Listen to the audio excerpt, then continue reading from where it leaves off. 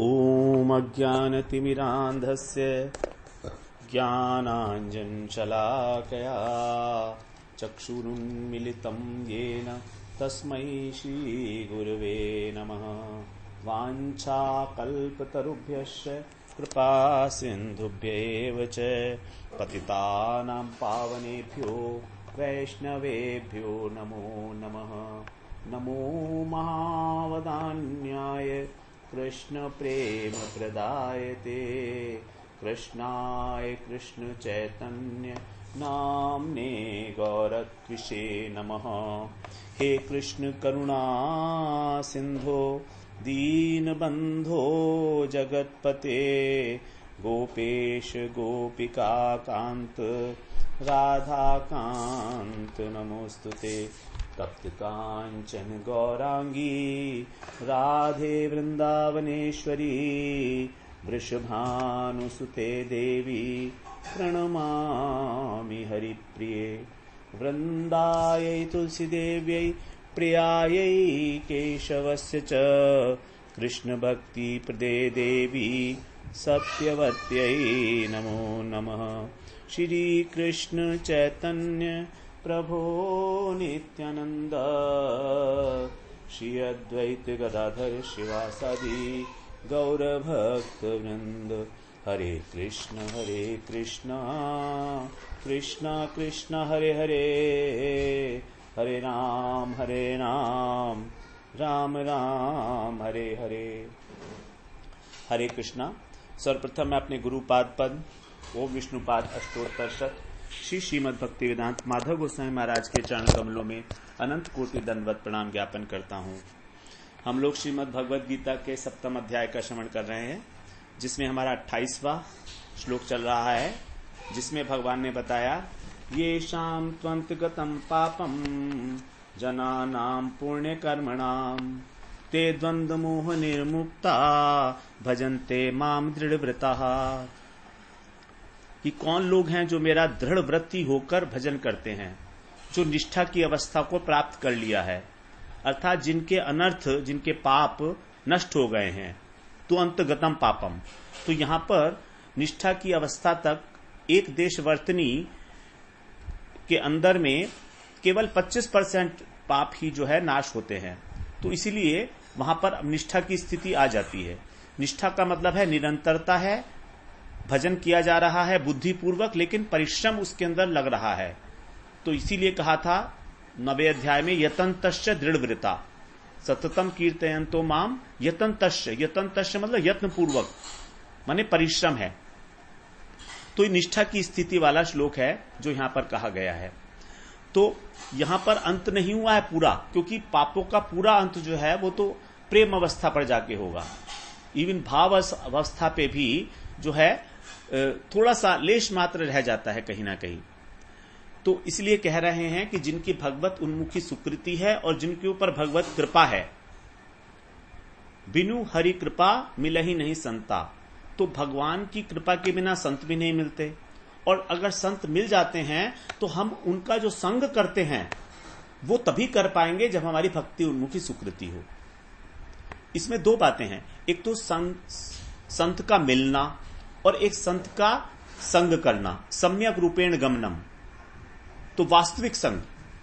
तो संत का मिलना जो है वो हो सकता है भगवत कृपा से मिले, लेकिन जो संत का संग है, संग का मतलब उसके प्रकार का हम लोगों के अंदर भाव पैदा होना, उसकी आज्ञा का पालन करना, ये जो हमारी इच्छा होगी उसके प्रकार से भजन करना, ये हमारी जो इच्छा होगी ये तभी होगी जब हमारी भक्ति उन्मुखी सुकृति है।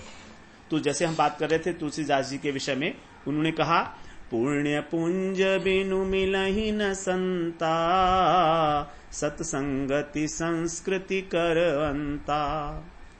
जब हमारी भक्ति उन्मुखी सुकृति होती है, पुण्य पुंज, पुंज का मतलब राशि राशि अनंत अनंत जन्मों की, तब हमें संत मिलते हैं और उनका संग करके हमारा संसार नाश होता है। फिर आगे कहा बिनु हरि कृपा मिलहि नहीं संता, बिना हरि कृपा के भी संत नहीं मिलते। तो अब इसमें हमें यही मानना पड़ेगा कि संत मिलते तो हरि कृपा से हैं, लेकिन उनका संग जो किया जाएगा वो भक्ति उन्मुखी सुकृति होने पर ही किया जाएगा। वरना उनका मिलना भी हमारे लिए जो है लाभकारी नहीं होगा तुरंत।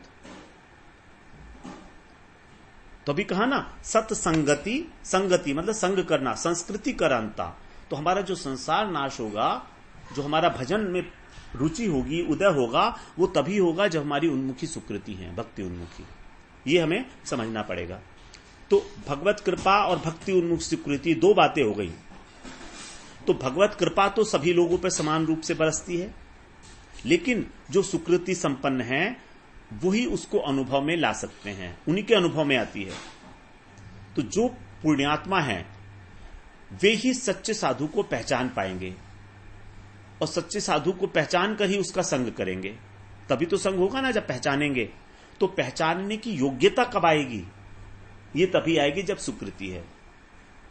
और उसको पहचान कर क्या होगा? उसको पहचान कर उसका संग होगा। और संग का फायदा क्या है? साधु संग का क्या फायदा है? बड़ा सुंदर बताया है भगवान कपिल देव ने देवहूति जी को, उनकी जो माता को, अपनी माता को उपदेश देते हुए उन्होंने बताया है, सताम प्रसंगान मम वीर्य संविदो भवन्ति हृत्य कर्ण रसायना कथा तज्जोषणाताशुपवर्ग वर्त्मनि श्रद्धारति भक्ति अनुक्रमिष्यति, श्रद्धारति भक्ति अनुक्रमिष्यति। साधु संग का फल बता रहे हैं, श्रद्धा, रति और भक्ति अनुक्रमिष्यति। क्रमेश, क्रम पूर्वक, क्रमशः ये तीनों चीजें उत्पन्न होंगी। कैसी? श्रद्धा, रति और भक्ति। इसी को रूप गोस्वामी पाद ने 3 सोपान बताए हैं भक्ति के, साधन भक्ति, भाव भक्ति और प्रेम भक्ति। साधन भक्ति का मतलब श्रद्धा, श्रद्धा से लेकर आसक्ति तक जो 7 स्तर हैं वही है साधन भक्ति, जिसको हम लोग श्रवण कराए हैं, अभी कल हमने श्रवण किया। उसके बाद आती है रति। रति का मतलब है भाव अवस्था। और तीसरी है प्रेम। तीसरी पता यहां पर भक्ति, तो भक्ति का मतलब है प्रेम, प्रेम लक्षणा भक्ति। तो श्रद्धा, रति और भक्ति ये 3 अवस्थाएं हैं ये 3 अवस्थाएं हैं भक्ति की। इसी बात को जो है रूप गोस्वामी पाद ने बहुत अधिक इसको डिटेल में बताया हमको समझने के लिए कि इसका मतलब क्या है। अलग अलग स्तर बताए, उसके बाद सब कुछ बताया। तो यहां बता रहे हैं सताम प्रसंगान। सताम का मतलब है साधु, प्रसंगान का मतलब है जब प्रकृष्ट रूप से उनका संग किया जाता है, अर्थात उनकी हरिकथा सुनकर और उसके ऊपर मनन करके उस पर आचरण किया जाता है। तीनों चीजें आवश्यक हैं हरिकथा में, श्रवण, मनन और आचरण। यदि हमने श्रवण किया और मनन नहीं किया तो उसका क्या फायदा है? ऐसा श्रवण तो जब गोकर्ण जी ने महाभागवत कथा करी थी तो धुंधुकारी का तो वहां पर जो है विमान लेने आया था, लेकिन और जो लोग सुन रहे थे उनको किसी को विमान लेने नहीं आया। तब सब लोगों ने प्रश्न किया था गोकर्ण जी से कि इनको विमान लेने आया और हमारे को क्यों नहीं आया। तब उन्होंने बताया था कि धुंधुकारी ने मनन किया, जो बात कही गई श्रीमद् भागवत सप्ताह के अंदर, तो उन्होंने सबसे पहले किया था गोकर्ण जी ने। तो वहां पर मनन किया गया, तो फिर दोबारा सब लोगों के कहने पर गोकर्ण जी ने दोबारा भागवत कथा की, और दोबारा करने पर सब लोगों ने मनन किया और सबको लेने के लिए वैकुंठ से विमान आया। यह है भागवत कथा का फल, हरि कथा श्रवण का फल। वैष्णवों के मुख से हरि कथा श्रवण का फल यह है कि हमारा मोह भाग जाएगा। बिनु सत्संग ने हरि कथा तेहि बिनु मोह न भाग। हमारा मोह नहीं भागेगा। हम चाहें कि हमारे मोह खत्म हो जाए, बिना हरि कथा के नहीं होगा। चाहे हम कितना ही हरि नाम कर लें, कितना ही परिक्रमा कर लें, कितना ही मंदिर मार्जन कर लें, कितना ही अर्चन वंदन कर लें, नहीं भागेगा मोह। क्योंकि मोह तो हमारे बुद्धि में बैठा हुआ है ना। और बुद्धि को कौन सुधारेगा? हरि कथा जब हमारे हृदय में जाएगी वो, उसी को बोला गया कि ये क्या है हरि कथा? ये हमारा औषधि है इस भवरोग की। निवृत्त तरशय्य उपगीय मानात भव औषधात् श्रोत मनोभिरामात् कौत्तम श्लोक गुणानुवादात्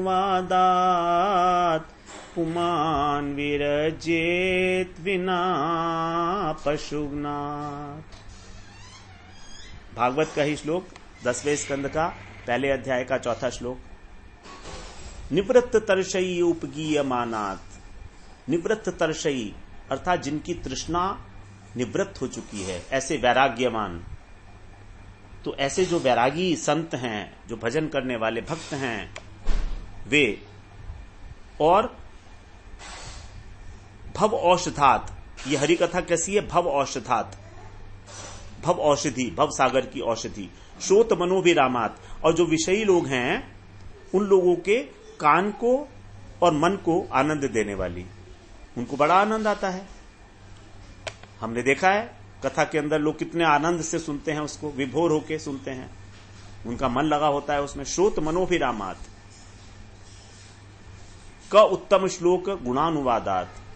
उत्तम श्लोक जो भगवान हैं उनके गुणों का वर्णन पुमान विरज्येत बिना पशुघ्नात्। ऐसा कौन होगा जो पशु घाती के अतिरिक्त जो इसको छोड़ देगा? तो हरि कथा बड़ी वीर्यवती होती है। हरि कथा में बड़ा पावर होती है, बड़ा बल होता है, क्योंकि जब वो एक संत के मुख से निकल रही हैं तो उसका अनुभव लेकर निकलती हैं वो उसके मुख से, और वो श्रोता के हृदय के ऊपर डायरेक्ट स्ट्राइक करती है, डायरेक्ट अटैक करती हैं, शुद्धिकरण करती हैं उसका कानों के माध्यम से जाके। रसायना कथा, रसायन है ये,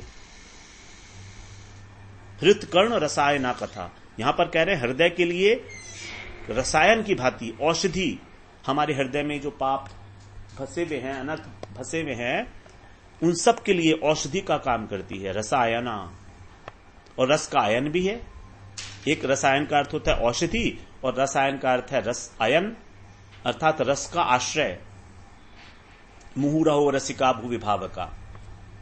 भागवत कथा कैसी है? मुहुरहो रसिका भूविभावका। जो रसिक लोग हैं इसका बार बार श्रवण करते रहते हैं, लगातार इस अमृत को पीते रहते हैं। निगम कल्प तरोर गलितम फलम शुक मुखाद अमृत द्रव संयुतम पिबत भागवतम रसमालयम मुहुरहो रसिका भूविभावका। रसमालयम, रस का आलय, भंडार, और यहां कह रहे हैं रसायन, रस का आयन अर्थात आश्रय, एक ही बात है। तो ये भागवत कथा, भगवान की कथा, हरि कथा, भक्तों की कथा सुख जी के मुख से, सुखदेव जी के मुख से निकलकर अमृत के समान हो गई है, अमृत द्रव संयुतम। और भागवत कैसी है? निगम कल्प तरोर गलितम फलम। निगम कल्प तरोर, जो वेद रूपी कल्प वृक्ष हैं उनका एक पका हुआ फल, गलितम फलम। इस फल के अंदर ना तो गुठली है और ना छिलका है, केवल रस ही रस है। रसमालयम मुहुरहो रसिका। बार बार निरंतर रसिक लोग इसका मुक्त होने के बाद भी पान करते रहते हैं। उसी को कह रहे हैं हृतकर्ण रसायना कथा। भगवान कह रहे हैं स्वयं मम वीर्य संविदो, ये मेरी कथा है जो बहुत बल वीर्यवती है, हृदय के अंदर पूरा का पूरा आंदोलन मचा देगी, शोभित कर देगी हृदय को। कथा के अलावा और कोई भी चीज हमको हमारे हृदय को पवित्र नहीं कर सकती। कोई भी चीज, कितना ही आसन प्राणायाम यम नियम करते रहिए, क्योंकि हृदय स्थल है भाव को धारण करने का। और ये काम क्रोध आदि जो चीजें हैं ये भी सब भाव हैं। तो इन भावों को हटाने के लिए उसको प्रेम भाव से, भगवत प्रेम भाव से भरना होगा। यदि मान लीजिए ग्लास है और उसके अंदर गंदगी भरी हुई है, तो यदि हमने उसको साफ कर भी दिया और उसमें कुछ भरा नहीं, तो दोबारा गंदगी भरेगी। तो तो ये जो प्राणायाम, यम, नियम इत्यादि जो क्रियाएं हैं, योग क्रियाएं हैं, ये सब इसी प्रकार हैं। ये हमारे पापों को, हमारे अनर्थों को निकाल तो देती हैं, लेकिन वो दोबारा आ जाते हैं, क्योंकि हमने जो मूल है, पाप बीज है, उसका नाश नहीं किया। और पाप बीज है अविद्या। पाप बीज है अविद्या, वासना, जो हमारे हृदय के अंदर राग द्वेष के रूप में भरी हुई है, चित्त के अंदर संस्कारवश जो भरी हुई है। हम उसका इलाज अगर करेंगे जब तक नहीं, तब तक कुछ नहीं होगा, तब तक हृदय शुद्ध होने वाला नहीं है। चेतो दर्पण मार्जनम भव महादावाग्नि निर्वापणम। और ये कैसे होगा? केवल हरि संकीर्तनम परम विजयते श्री कृष्ण हरि, श्री कृष्ण संकीर्तनम, श्री कृष्ण संकीर्तनम। श्री कृष्ण मतलब राधा और कृष्ण युगल स्वरूप का। जब हम युगल सरकार का संकीर्तन करेंगे तभी है वो परम विजयते, उसी की परम विजय है। वही विजय, वही हमारा हृदय को शुद्ध कर सकता है। तो भगवान का नाम, और फिर आगे कह रहे हैं तज्जोषणात् आशु अपवर्ग वर्तमनी। कथाओं को सुन के क्या होगा, वो लग जाता है। काहे में? आशु माने तुरंत, अपवर्ग वर्तमनी। अपवर्ग का मतलब मोक्ष। अपवर्ग मतलब मोक्ष के जाने का जो रास्ता है, मोक्ष की ओर, वो उस पर चल देता है। मोक्षाय गमनम प्रति।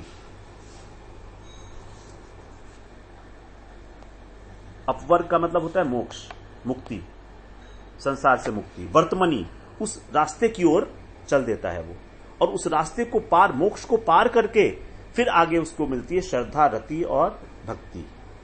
तो भक्ति जो है वो एक उससे ऊपर की बात है। संसार से विरक्ति एक स्टेज तक है, उसके बाद फिर भक्ति है। तो भक्ति उससे भी ऊपर की बात हो जाती है हमारी। तो ये जो आशु अपवर्ग, अपवर्ग जो है इसको कहा गया है, जो पवर्ग नहीं है उसको कहा गया अपवर्ग। अ प्लस पवर्ग, तो जो पवर्ग नहीं है उसे कहा अपवर्ग। और पवर्ग क्या है? हिंदी वर्णमाला के अंदर जो हिंदी वर्णमाला में जो वर्ग होते हैं, कवर्ग, पवर्ग, चवर्ग, कख गघण च छ झ न प थ ध न न प फ ब म म। तो ये जो है पवर्ग है प फ ब भ म। तो पै फॉर पराभव, पै फॉर पराभव मतलब इसको भी पार कर जाएगा। पराभव का मतलब हमारा संसार के अंदर जो काम, क्रोध इत्यादि हैं, इन लोगों ने हमको जीत रखा है, वश में कर रखा है, तो इनका नाश हो जाएगा, पराभव हो जाएगा। फौ का मतलब है फेनिल वक्त्रता। फेनिल वक्त्रता क्या है? संसार के जो दुख हैं 3 प्रकार के, उन दुखों के कारण हमारे मुख से जो फेन निकलता है, जो हम तड़पते हैं, क्योंकि बाहर जाने का रास्ता नहीं पता, इसीलिए हम संसार में पड़े हुए तड़पते रहते हैं। और इन काम, क्रोध, लोभ, मोह, मद, मत्सर, इन 6 जो मगरमच्छ हैं, इन्होंने हमको ग्रास बनाया हुआ है अपना, और हम दुर्वासना से जो है बंधे हुए हैं, तो बाहर भी नहीं निकल सकते, तड़पते रहते हैं और हमारे मुंह से झाग निकलता रहता है। यही है फेनिल वक्त्रता। फिर बौ का मतलब है बंधन, संसार का बंधन। भौ का मतलब भय, और मौ का मतलब मृत्यु। इन 5 को पार कर जाता है जो श्रवण करता है आपका, मनन करता है आपका, उसके ऊपर आचरण करता है। अपवर्ग वर्तमनी श्रद्धा रतिर भक्ति अनुक्रमिष्यति। तो हरि कथा से मोह का नाश होगा, तत्व ज्ञान की प्राप्ति होगी, भगवान से अनुराग होगा, और उनके चरण कमलों में प्रीति होगी, उसका दर्शन होगा साक्षात। यह है मानस का कहना। रामचरित मानस में तुलसीदास जी ने बड़ा स्पष्ट रूप से क्रम बताया है, जो हमने श्रवण किया कि किस प्रकार श्रीमद् भागवत में भी वही बात बताई गई है, एक अलग रूप से, प्रकारांतर से। तो प्रायः ये देखते हैं हम लोग कि भक्त के हृदय में भी एक साधन विषयक द्वंद्व रहता है। इस मोह का कारण है, ये भी एक मोह का कारण बन जाता है। जैसे अपने संप्रदाय के प्रति अत्यंत आग्रह होता है, सारे अन्य संप्रदायों का निरादर की भावना होती है, हीन दृष्टि होती है उनके प्रति। लेकिन ये बिल्कुल भी ठीक नहीं है किसी भी प्रकार से, क्योंकि हमें वैष्णव मात्र का सम्मान करना है। मनय शिक्षा में बताया है हमको दास गोस्वामी जी ने कि ये सब हमारे आदर के योग्य हैं। सुजन वैष्णव जो हमारे संप्रदाय के हैं, जो 4 संप्रदायों के हैं, और जो ब्राह्मण हैं वो भी। भूसुर, उनको भूसुर बताया, इस देवता जो पृथ्वी के देवता हैं वो। और सुजन, सुजन का मतलब जो वैष्णव है, हमें उन सब का आदर करना है। हमें सभी पद्धतियों का आदर करना चाहिए, लेकिन अनुसरण केवल अपनी पद्धति का, निष्ठा अपने संप्रदाय में, लेकिन दृष्टिकोण उदार रखना होगा। तभी हम इस साधक विषयक द्वंद्व से ऊपर उठ पाएंगे। ये हम अलग से चर्चा कर रहे हैं, क्योंकि अधिकतर देखा जाता है अपने संप्रदाय के प्रति आग्रह होना, उसमें निष्ठा होना तक तो ठीक है, लेकिन अगर अत्यंत अधिक आग्रह है, जो आग्रह अन्य संप्रदायों के निरादर का कारण बन रहा है, तब सावधान हो जाइए। भक्ति में हम आगे नहीं बढ़ सकते। ये बिल्कुल पक्की बात है। किसी भी वैष्णव के प्रति यदि हमारे मन में एक भावना आती है कि ये ठीक नहीं है, तो वैष्णव अपराध हो गया, और वैष्णव अपराध तो भक्ति का समूल नाश कर देता है, जड़ सहित। जो भी भजन किया है सर्वम कुंजर शौचवत हो जाता है, मर्त्य बुद्धि होने पर वैष्णवों में, अन्य संप्रदाय के। और ऐसा प्रायः हो जाता है हमसे, असावधानी के कारण, इस बात को न जानने के कारण। हम सोचते हैं कि ऐसा करके हम अपने संप्रदाय के प्रति बहुत अधिक आदर व्यक्त कर रहे हैं और भगवान हमसे बहुत खुश हो जाएंगे, लेकिन ऐसा बिल्कुल नहीं है। भगवान नहीं होंगे खुश हमसे, गुरुजी हमसे बहुत खुश नहीं होंगे इस बात से। आप बात करके देखिए गुरुजी से अपने, नहीं होंगे।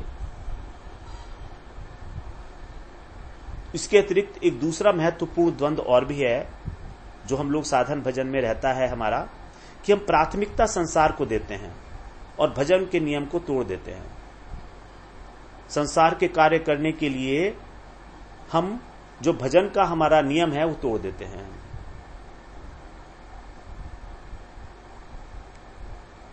तो ये, इससे हमारी उन्नति रुक जाती है। जैसे हमने नियम लिया है एकादशी व्रत का, अब एकादशी व्रत है और अगर संसार में उसी समय मान लीजिए किसी हमारे रिश्तेदार की शादी वगैरह हुई या कुछ हुआ, तो हम सोचते हैं अरे छोड़ो क्या फर्क पड़ता है, एक दिन एकादशी नहीं सही। लेकिन हमें नहीं छोड़ना है ये सब कुछ। जो नियम है वो नियम है कि आज चलो माला नहीं हुई पूरी, कोई बात नहीं है, कल कर लेंगे, परसों कर लेंगे। तो हम किसी कारणवश भी, कई ऐसे कारण होते हैं, किसी की घर में मृत्यु हो जाती है तो भी ऐसा सोचते हैं कि माला कम कर लेते हैं, आज समय नहीं मिला। लेकिन ऐसा नहीं होना चाहिए कभी भी। चाहे हमारा कितना ही लाभ हो, चाहे कितनी ही हमारी हानि, कितना लाभ नहीं, कितनी ही हानि हो जाए हमारी संसार में, रिश्तेदारी टूट जाए, संभाल लेंगे उसको आराम से, माफी मांग लीजिए, क्षमा मांग लीजिए, समझते हैं लोग। जब भजन की बात होती है, जब आप भजनशील हैं, तो आपके भाव को लोग समझते हैं, उसका आदर करते हैं। इस बात को समझिए। मैं अपने ऊपर बता रहा हूं ये बात, क्योंकि मैं भी ऐसी कई जगह गया जहां पर मैं खा नहीं सकता था कुछ भी, जाना पड़ा, मैंने भोजन नहीं किया, कुछ नहीं किया, और मैंने उनसे कहा कि इस प्रकार ऐसे ऐसे है और मेरा इससे भजन नष्ट होता है, तो आप इस बात को समझिए। बोला हाँ, हम बिल्कुल समझते हैं आपकी बात। तो बिल्कुल भी बुरा नहीं माना। किसी शादी में नहीं गए तो कि बिल्कुल भी अपने बहुत क्लोज रिश्तेदार, उन्होंने भी बुरा नहीं माना कि आप नहीं आए, हम समझ सकते हैं आप क्यों नहीं आए। मैंने कहा देखिए, यदि आप मेरे रियल हितैषी हैं तो अगर मैं आपके यहां आऊंगा तो मैं अपने भजन में 1 साल 2 साल पीछे चला जाऊंगा। तो क्या आप ये ऐसा चाहेंगे? क्या आप ऐसा चाहेंगे? बोला बिल्कुल नहीं। तो मैंने कहा फिर आप मेरे को क्षमा करें, मैं नहीं आऊंगा, आपसे बाद में कभी मिल भेंट करूंगा, कोई बात नहीं। बिल्कुल अच्छी तरह समझते हैं सब लोग आपके भाव को, क्योंकि कहीं कहीं कोई तो भजन की ओर प्रवृत्त होता है। एक परिवार के अंदर कोई कोई बिरला ही भजन में प्रवृत्त होता है, तो उसको ठीक है, लोग चेष्टा करेंगे, लेकिन यदि आप दृढ़ हैं तो उसका आदर भी करेंगे साथ में। तो दृढ़ता हमारी अनिवार्य है, बहुत अधिक अनिवार्य है। तो दृढ़व्रता बहुत इंपॉर्टेंट है होना, अत्यंत आवश्यकता है। जिसका चित्त शांत है, बुद्धि निश्चयात्मक है, वही दृढ़ रह सकता है। दृढ़ता का मतलब है चाहे कुछ भी हो, भजन करना है कृष्ण का, कुछ भी हो, पूरी निष्ठा के साथ नियम का पालन करना है। जैसे एक पत्नी सतपति के परायण होती है, पतिव्रता स्त्री की भांति। तो भजन करने वाले तो अनेक हैं। 4 महीने 6 महीने किया, फिर छोड़ दिया। शुरू में बड़े उत्साह के साथ किया, फिर ढीले पड़ गए क्योंकि सामने अनर्थ आ गए, अंतःकरण शुद्ध नहीं हुआ, तो यही बहाना ले लिया। ये कोई बात नहीं हुई। तो यदि दृढ़ व्रत लेके भजन किया जाएगा तो समझो अब हमारे पुण्य जागृत हो गए हैं और पाप क्षीण। चाहे भगवान मिले ना मिले इस जन्म में, 100 जन्मों के बाद मिले, 1000 के बाद मिले, तो भी हम आपका भजन छोड़ने वाले नहीं हैं। कोटि जन्म लगी रगर हमारी, वरहूं शंभु न तरहूं कुमारी। पार्वती जी की रगड़ लग गई, कहा कि बस मेरे को मिले तो अब शंकर ही मिले, वरना कुंवारी रहूंगी। तो दृढ़ भजन का अर्थ है सभी ज्ञानेंद्रियों के साथ भजन करना। अपनी जितनी भी ज्ञानेंद्रिय हैं, कर्मेंद्रिय हैं, सबको झोंक देना भजन के अंदर। श्वास श्वास में उन्हीं का नाम, उन्हीं का ध्यान, उन्हीं की चर्चा। जैसा उन्होंने आदेश किया, मय्येव मनाधस्व मयि बुद्धिम निवेशय, निवसिष्यसि मय्येव अतूर्ध्वं न संशयः।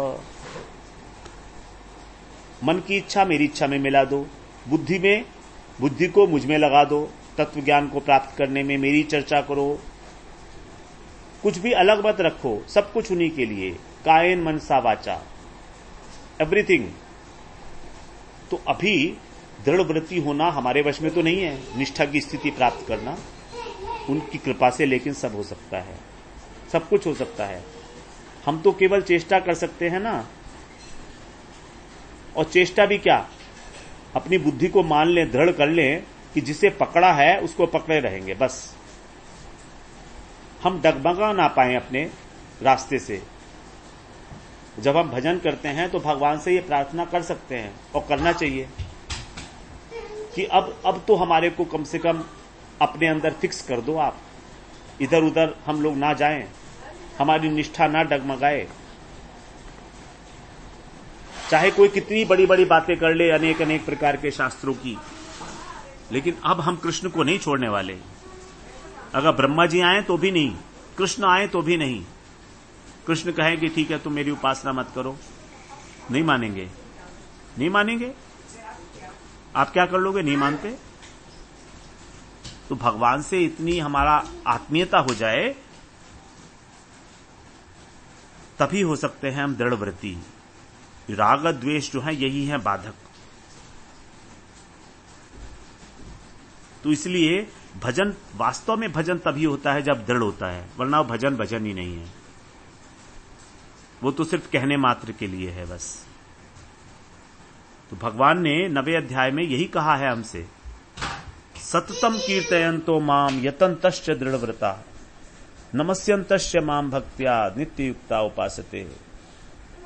तो जो नित्य युक्त है, जो लगातार मेरा भजन कर रहा है, यत्न पूर्वक दृढ़व्रती है और मुझको नमस्यन्तश्च प्रार्थना करता है, वही वास्तव में उपासना करता है मेरी, वही वास्तव में उपासना करता है। तो इसी बात को हम लोग, अभी हमारा 28वां श्लोक हो गया, अब हम लोग कल 29वें श्लोक में प्रवेश करेंगे। वांछा कल्पतरुभ्यश्च कृपा सिन्धुभ्यैव च पतितानां पावनेभ्यो वैष्णवेभ्यो नमो नमः।